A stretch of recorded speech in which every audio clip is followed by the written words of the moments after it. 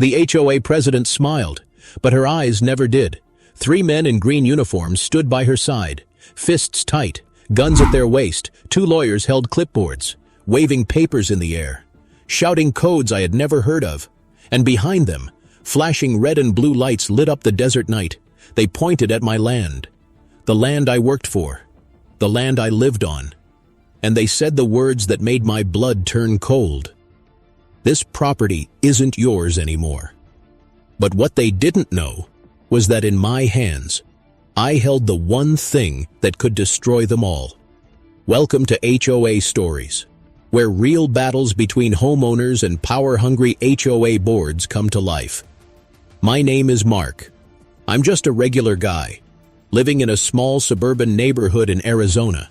I work construction during the day, but every evening, I come home to this piece of land I call mine. At least, I thought it was mine.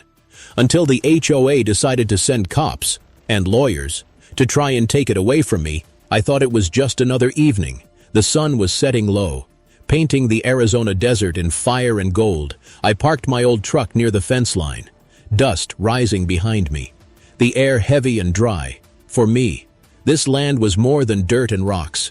It was my safe place, my little kingdom. Away from noise, away from rules, but that peace didn't last long. I noticed them before I even stepped out of the truck. Black SUVs parked across the road, headlights pointing at my yard like spotlights. 3 men in green uniforms stood shoulder to shoulder, arms crossed, like soldiers ready for a fight. And then I saw her, the HOA president, with her perfect hair, her stiff smile, her cold eyes.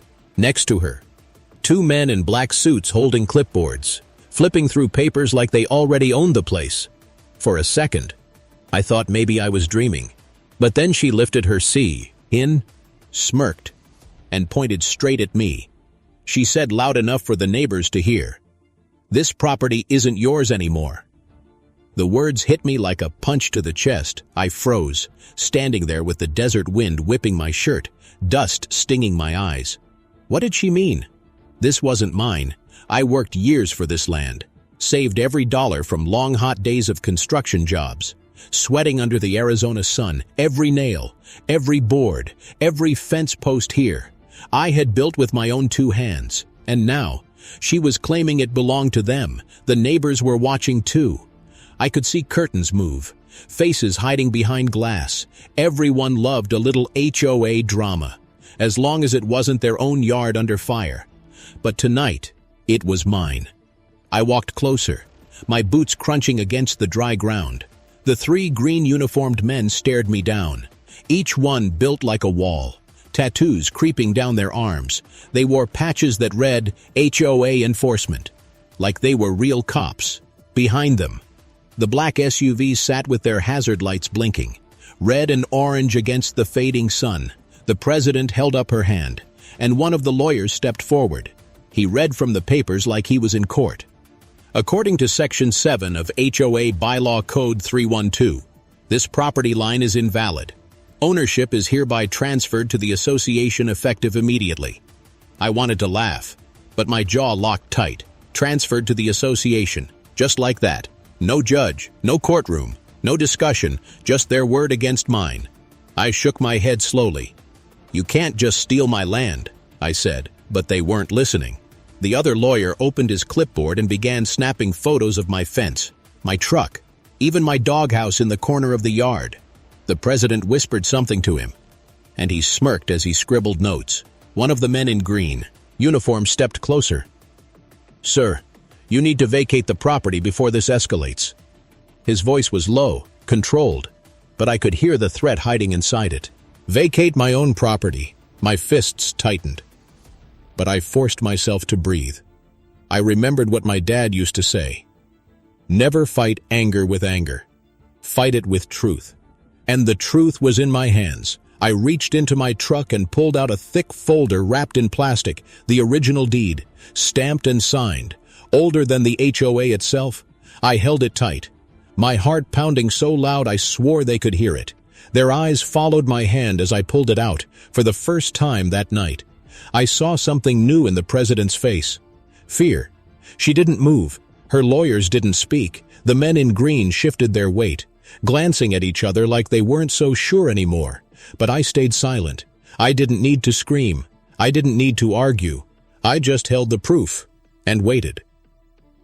The desert went quiet. Even the wind seemed to stop. And in that silence, it hit me. This wasn't just about land. This was about power.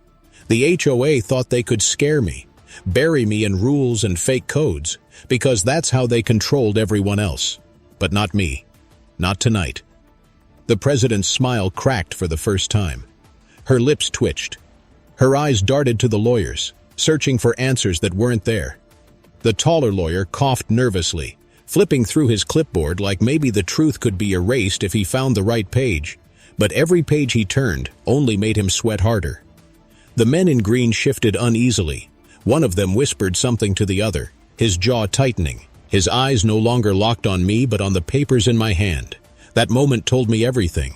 They weren't here for justice. They were here for a show of power, and the show was failing. I took one slow step closer. The desert dirt crunched under my boots, echoing in the silence. "You can wave your fake codes all day," I said, "but this land is mine." The blonde lawyer finally spoke, her voice sharp. Papa's like a blade trying to cut through my calm. "Sir, you are in violation of community law. You cannot challenge the authority of this association." Her words came fast, rehearsed, almost desperate. She held her briefcase tighter, her painted nails tapping the leather like drums of panic. I almost laughed. They came with threats and papers, but not with truth, and truth was the one thing I had plenty of. The president tried again. "This land is vital for community development. We will not allow one stubborn homeowner to stand in the way of progress." Progress, that's what she called it. Stealing my yard to build another parking lot for her friends. Another pool she could claim as her victory. Another step in her little suburban empire. The neighbors still peeked from their windows. Their shadows flickered behind curtains. Whispers buzzing in the dark. They wanted me to fight, but they didn't want to stand beside me. That's how HOAs work. Divide the people. Scare them into silence. And take everything piece by piece. But not tonight. Tonight. The silence was mine. I lifted the deed higher. The stamped seal glistened in the fading sun.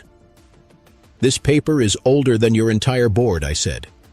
"It was signed before you were even thinking about running your empire, and it says clear as day, this land belongs to me." The taller lawyer muttered under his breath. The blonde one snapped at him, her voice low but sharp, like a snake biting its own tail. The men in green looked at the president for orders, but she gave none. She was stuck, her empire crumbling in the dust of the desert. I felt my heartbeat slow down for weeks. They had sent me fines, threats, warnings for weeks. I felt powerless. And now, standing here, I realized something. The HOA only has power when you let them, when you stand quiet, when you bow your head.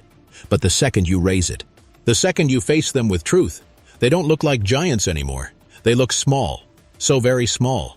The blonde lawyer finally snapped her briefcase shut. She glared at me with a heat that could melt glass. "This isn't over," she said. Her heels dug into the dirt as she spun back to the SUV. The men in green followed slowly, still watching me, as if hoping I'd flinch at the last second, but I didn't. I stood tall, deed in hand, breathing steady. The president was the last to move. Her smile was gone, her power draining with every step away from my land. For the first time, she looked ordinary, not a queen, not a ruler, just another neighbor. When the SUVs pulled away, the desert grew quiet again.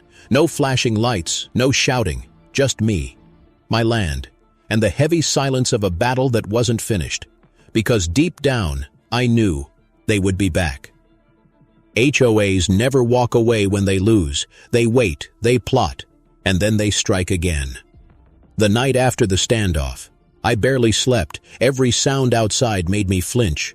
The crunch of gravel, the hum of an engine down the street, even the desert wind scraping my window. I kept waiting for them to come back, because I knew they would. HOAs never lose quietly. By morning, the first retaliation began. I found a bright orange paper taped to my front door. Violation notice, printed in bold black letters. The list went on and on. My fence was too high. My truck was too old. My doghouse was unsightly. They even wrote that the color of my garage door did not conform with community standards. I stared at the paper and laughed, a dry laugh that stuck in my throat. It wasn't about violations, it was about revenge. They couldn't take my land with fake codes, so they'd bury me under every petty rule in their book. I crumpled the paper in my fist, but I knew another one would come, and another after that week. I got 5 more notices, each one more ridiculous than the last. One claimed my grass was too green in the courtroom, middle of the Arizona desert where nothing grows without a fight. They fined me for green grass. It was almost funny, but the fines weren't $200, $400, $600. By Friday, I owed more in fake fines than I earned in a month. The neighbors avoided me now. They walked their dogs on the other side of the street. They waved politely, but their eyes slid away quick. I could feel it. The HOA had started whispering about me, the troublemaker, the stubborn one, the man who wouldn't bow to their queen, and that's when the notes started. Little white papers slipped under my door. No signature, no return address. Pay your fines or lose your home. Stop fighting and save yourself. Everyone in this neighborhood knows you're finished. I burned the first one in my kitchen sink, but the second note came the next day, and the third after that, by the 10th note. I stopped burning them.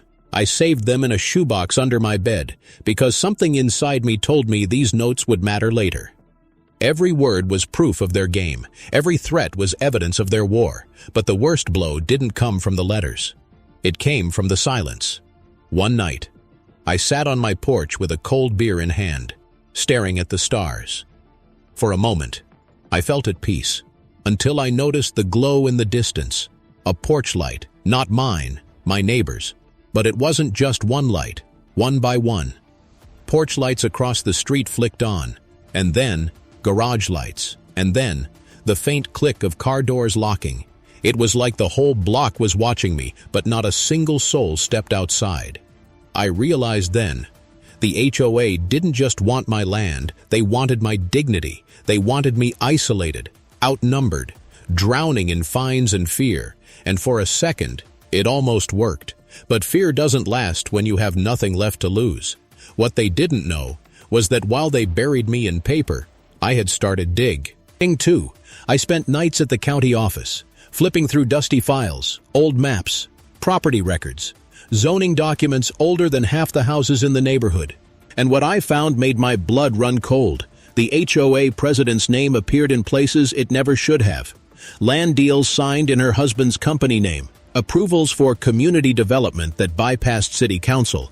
Even money transfers hidden inside landscaping budgets. It wasn't just pettiness anymore. It was corruption, real corruption. And then it hit me. They wanted my land. Not for rules, not for community, but for profit.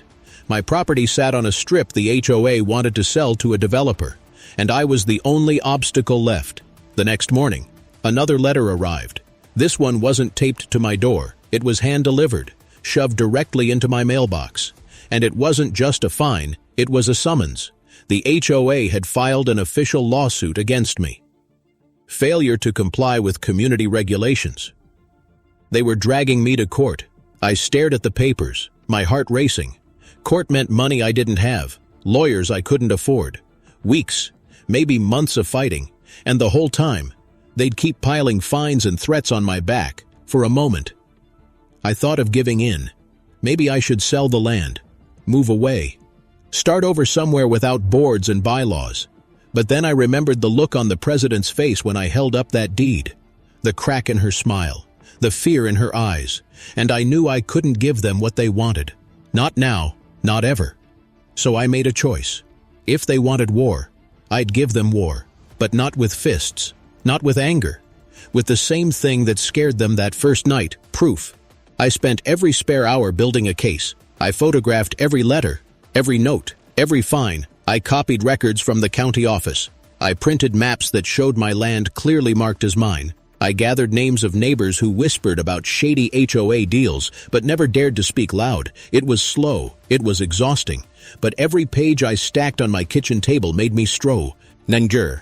And as the court date grew closer, I felt something shift inside me. Fear turned to fire, and fire turned to resolve. The HOA thought they were dragging me into their arena, but the truth was, I was dragging them into mine, because the one thing they never expected was that the man they thought was weak was ready to fight harder than anyone they had ever faced. The courtroom smelled like dust and old wood, the kind of smell that clings to history, the kind of smell that reminds you of every story told inside these walls. I walked in with my folder clutched to my chest. My hands were sweating, my heart pounding so hard I thought everyone could hear it. This wasn't just about land anymore. This was about survival. The HOA sat on the other side of the room, the president in her gray suit, lips tight, eyes sharp like knives. Beside her, the blonde lawyer in her perfect black heels, whispering into her ear, smirking as if the verdict was already written. Behind them, another row of board members, whispering, staring, waiting to see me fall. It was me against all of them. One man, one folder, one chance. The judge walked in. The room rose. Silence dropped heavy. He looked old, tired, like he'd seen too many battles like this before, but his eyes were sharp, and I could feel them settle on me. I forced myself to stand tall. This wasn't the time to flinch. The blonde lawyer was the first to speak. She stood, heels clicking against the tile like gunshots. Your Honor, the defendant has repeatedly violated community codes, refused to pay fines, and resisted lawful enforcement actions. Her voice was smooth, sharp, trained for this moment. She handed the judge a thick binder filled with papers, every one of them painted with lies. I kept my face still. I didn't move, because I knew the truth was in my hands. The judge flipped through the binder, his brow furrowing, his lips pressing tight. Then he looked at me. "Do you have anything to say for yourself?" he asked. I swallowed hard and stood. "My name is Mark," I said quietly. "I've lived on that land for years. I've paid for every inch of it. I've built my life on it." My voice trembled, but I kept going. "And I'm here today, not because I broke rules, but because my HOA wants to steal what they don't own." The blonde lawyer scoffed, but I ignored her. I reached into my folder and pulled out the deed. I held it up high enough for the whole room to see. "This deed is older than the HOA, older than their bylaws, older than every fine they've stacked on my door." I walked forward slowly, each step echoing in the silence. "And it proves, this land is mine." I handed it to the bailiff. The judge leaned forward, studying the seal, tracing the signature with his finger. His expression shifted, just slightly. The blonde lawyer's smirk faltered, but they weren't done. They had come prepared. The HOA president stood now, her voice dripping with false sweetness. "Your Honor, while the defendant may claim ownership, he has repeatedly failed to maintain his property according to community standards. He has endangered property values for his neighbors and shown hostility toward lawful authority." Her words slithered across the room like poison.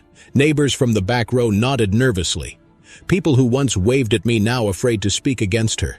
For a second, I felt the weight of their silence pressing down. I wasn't just fighting the board, I was fighting the entire neighborhood. The blonde lawyer pounced again. "Your Honor, here are photographs of violations, an unpainted fence, an abandoned vehicle, trash left on the property." She tossed photos onto the judge's desk, each one twisted, angled, edited to make my home look broken, neglected, shameful. I clenched my fists, heat rising in my chest, but I stayed quiet, because anger wouldn't save me. Truth would. I stepped forward. Again. "My fence isn't broken," I said calmly. "My truck isn't abandoned. It's the one I drive to work every morning, and the so-called trash," I paused, "was building material for repairs." The judge raised an eyebrow. "Do you have proof?" That was my moment. I opened my folder wider, pulling out photographs of my own, clear photos, dated, stamped, my fence freshly painted, my truck parked in my driveway, license plate visible, the same building material stacked neatly beside my shed, every lie they told. I countered with proof. The blonde lawyer's face flushed red. The president's hands tightened into fists on the table, but I wasn't done. I pulled out the shoebox of notes. 10 white papers slipped under my door. I spread them across the table like playing cards. Your Honor, this is what my HOA calls lawful authority, I said. Threats, intimidation, harassment. The words on the notes screamed from the paper. Pay your fines, lose your home, everyone knows you're finished. The judge's face darkened.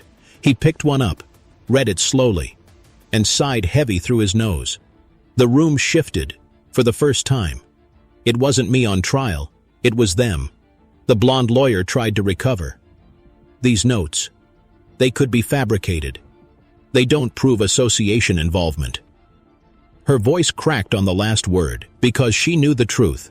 The handwriting matched board members, the language mirrored their official letters, even the threats carried their stink. I leaned in, my voice low, steady. Your Honor, this isn't about paint colors or mailbox heights. I paused, letting the silence stretch. This is about power and greed. I slid the final document across the table. County records, signed deals, the president's husband's company name written in black ink, and right there, my property marked for future development. The courtroom went still. The president froze, her face pale as the desert moon. The blonde lawyer snatched the paper, scanned it, her lips parting in shock. She tried to speak, but no words came. The board members whispered frantically, eyes darting between each other, and the judge sat back in his chair, eyes heavy on them now. Not me, I had done it. The truth was out, but victory didn't feel like celebration. It felt heavy, because I knew. This wasn't the end. The HOA wouldn't just accept defeat, they would claw, bite, scratch their way back, and when cornered, even the weakest animal strikes hardest. The judge cleared his throat. I will need time to review this evidence, he said. Court is adjourned. The gavel struck. The sound echoed like thunder in my chest. The president stood slowly, her hands trembling as she gathered her papers. Her smile was gone. Her power cracked, but as she walked past me, she leaned close and whispered words I will never forget. This isn't over. You'll regret this. Her perfume lingered in the air as she walked away. The blonde lawyer's heels clicked furiously against the tile. The men in suits followed, their empire bruised, but not broken.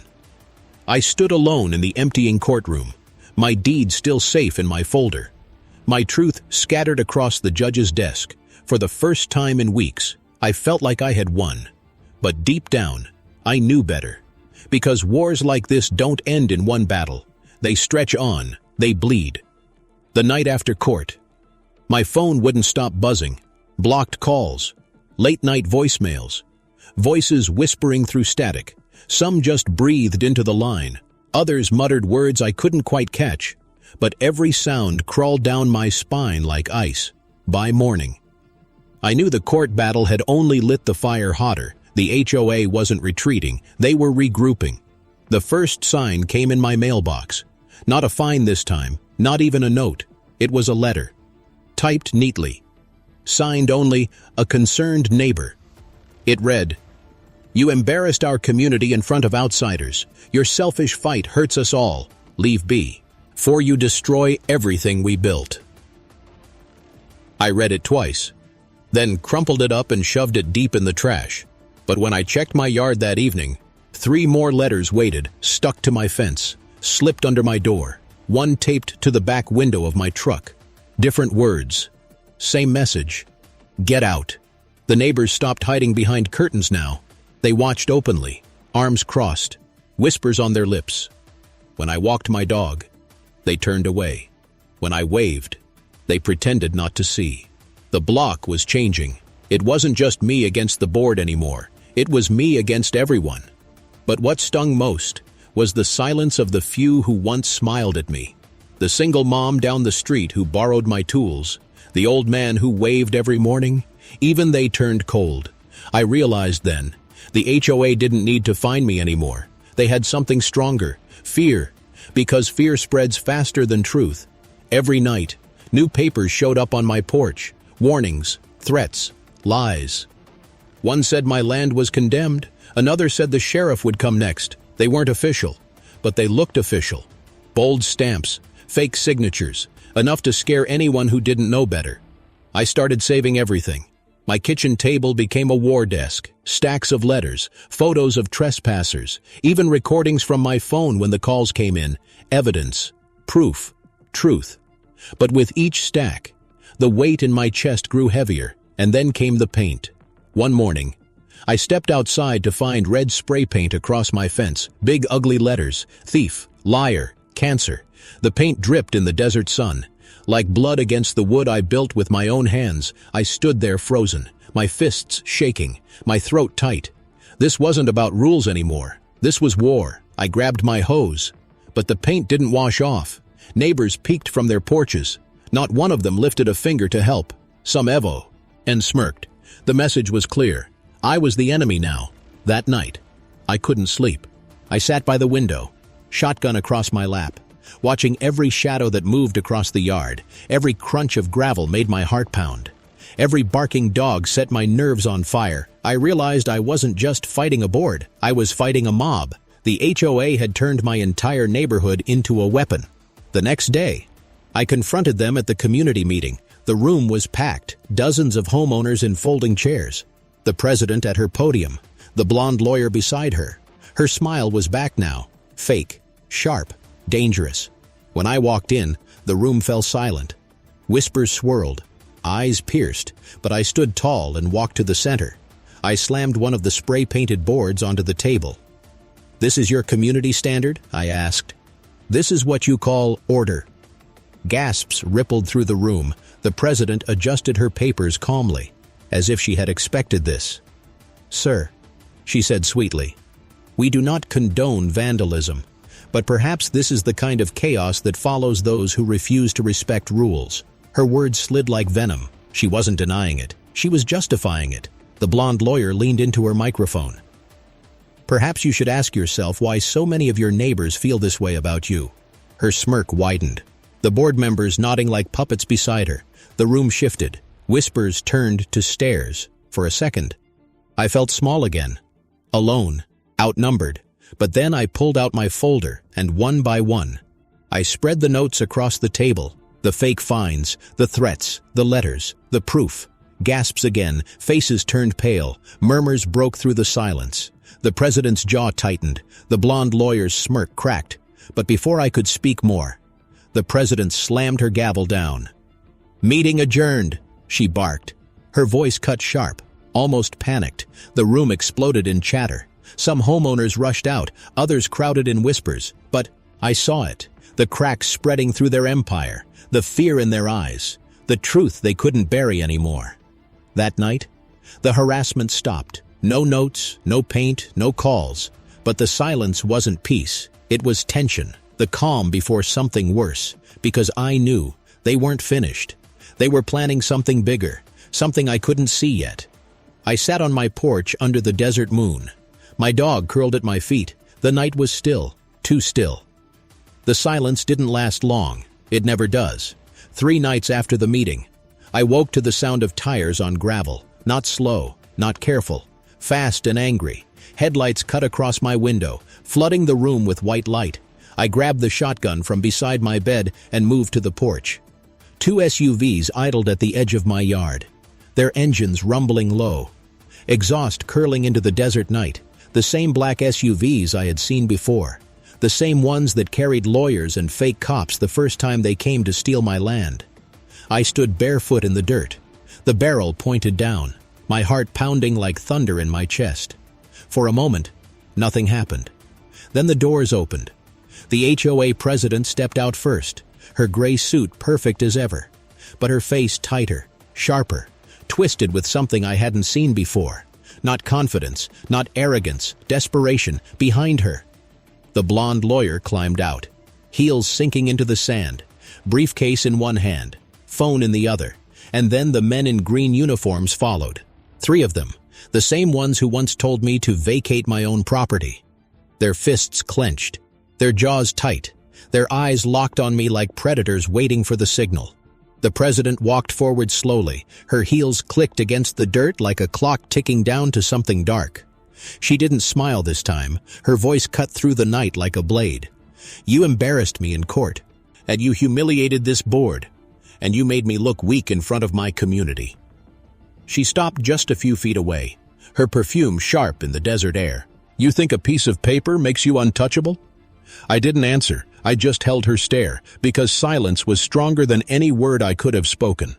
The blonde lawyer stepped closer. She pulled a document from her briefcase and waved it in the air. "This is an emergency order," she said, "signed by the board tonight, authorizing the immediate seizure of this property due to ongoing violations and threats to community safety." Her voice shook, not with fear, but with rage. She shoved the paper toward me like it was a sword, but I didn't move. I just let the night swallow her words, because deep down, I knew it wasn't real. Another fake, another lie, another desperate attempt to scare me into surrender. The president snapped her fingers, and the men in green stepped forward. Their boots crushed the sand, their shadows long under the headlights. One of them grabbed the fence post and yanked hard, testing it, as if ready to rip the whole thing down. Another reached for the lock on my gate. The third just stood there, staring at me, his hand brushing against the holster on his belt. I lifted the shotgun slightly, not aimed, not threatening, just enough for them to see I wasn't powerless. The president's lips curled. "Go ahead," she whispered. "Make a mistake. Give us the reason we need." Her voice was poison, her words dripping with a trap, because she didn't come here to take my land tonight. She came to provoke me, to push me into fear, or anger, or violence, anything she could twist into evidence against me. And for a moment, I almost gave it to her. My finger brushed the trigger, my jaw clenched. Every nerve in my body screamed to end this right there. But then I remembered the courthouse, the judge's eyes, the whispers when I laid out the truth. Proof had beaten them before, and proof would beat them again. So I lowered the barrel slowly, not in defeat, in control. "I'm not afraid of your papers," I said quietly, "and I'm not afraid of your men." The president's eyes narrowed. The blonde lawyer hissed something under her breath. The men in green shifted, waiting for an order that never came. Because in that moment, headlights appeared from the opposite direction, a pickup truck rolling down the road, old, rusty, loud. It was my neighbor, the old man who waved every morning. He pulled up to the curb, engine rattling, porch light glow on his wrinkled face. He stepped out slowly, his cane tapping against the ground, but his voice carried strong. "Leave him alone," he said. The president spun toward him. "This is official association business," she snapped. But he didn't flinch. He just stood there in the dust, cane planted firm. "Not tonight, it isn't." Another car pulled up, then another. Porch lights flicked on across the street.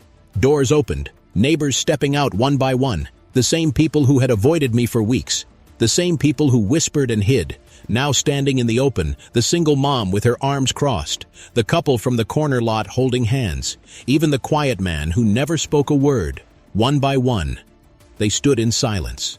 Not for me, not against me, but against the board's fear.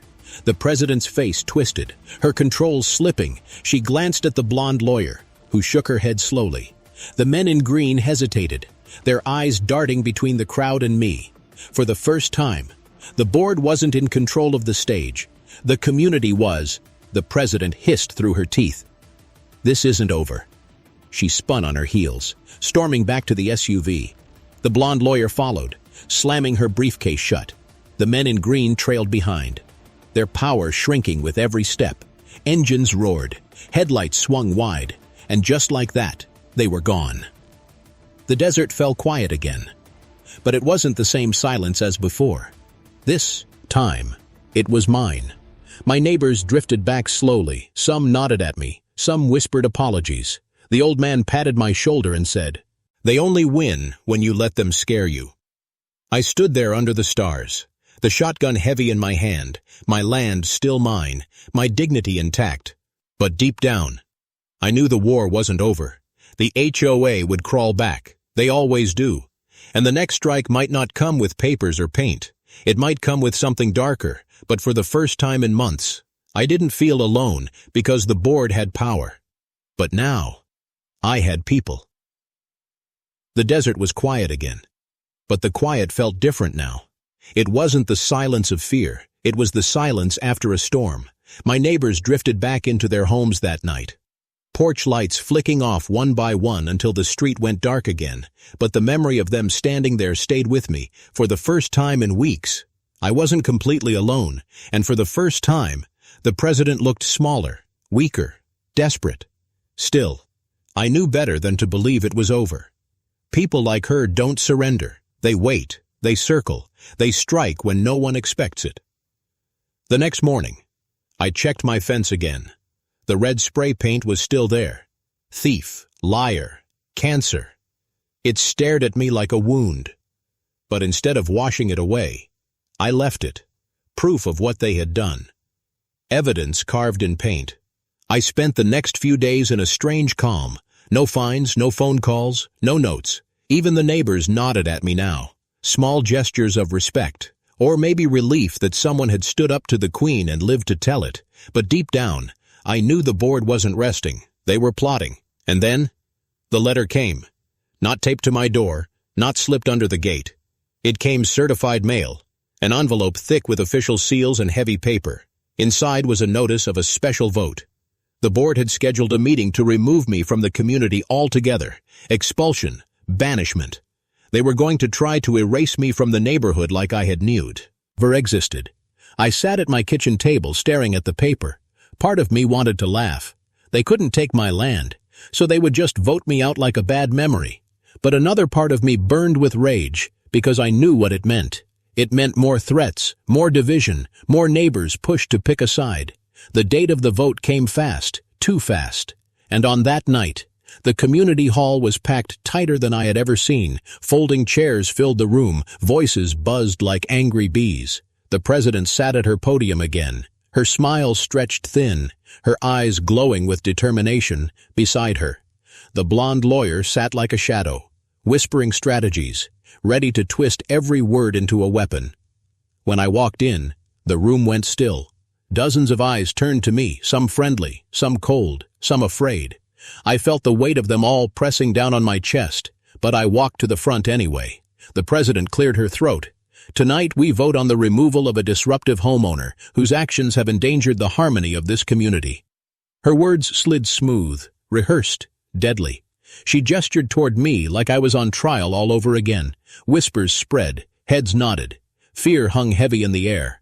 I stepped forward slowly, the same folder in my hands, the same papers that had saved me before. But this time, I didn't just hold them up. I laid them across the table for everyone to see. The deed, the county records, the shoebox of notes, the photographs of vandalism, the maps with the president's husband's name signed in black ink. I didn't need to raise my voice. The truth was loud enough. Look at what your board has done, I said. They threatened me. They fined me. They tried to take my land, and now they want to erase me. I let the silence stretch, the papers glowing under the fluorescent lights. This isn't about community, I said softly. This is about greed. The room shifted. The single mom stood up, her voice trembling. He helped me fix my roof when no one else would.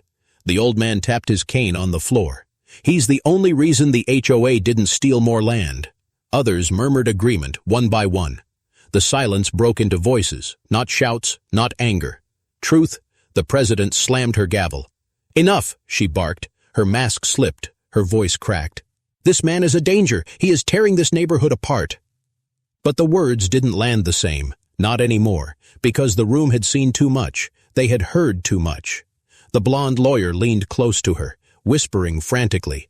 The president's face twisted, her eyes darting around the room like a cornered animal.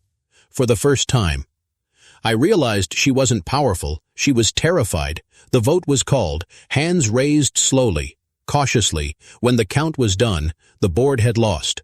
Not just lost, crushed. The motion to expel me failed. And in that moment, the president's empire cracked like glass. She stood slowly, her face pale. Her hands shook as she gathered her papers. She didn't look at me. She didn't look at anyone. She just walked out, the blonde lawyer trailing behind her. Briefcase clutched tight. The room erupted in whispers. Some cheered quietly. Some just sat in shock. But I stood there still, breathing heavy, not smiling, not celebrating, because I knew the truth. Victories in wars like these are never final. Weeks passed. The president resigned quietly, citing health reasons. The blonde lawyer disappeared. No more suits, no more clipboards. The men in green stopped patrolling the street. The board tried to pretend nothing had happened. They shuffled papers, enforced lawn codes, sent out newsletters with fake smiles. But the neighborhood remembered. They remembered the threats, the lies, the night the board tried to steal what was theirs, and they remembered the proof that crushed them.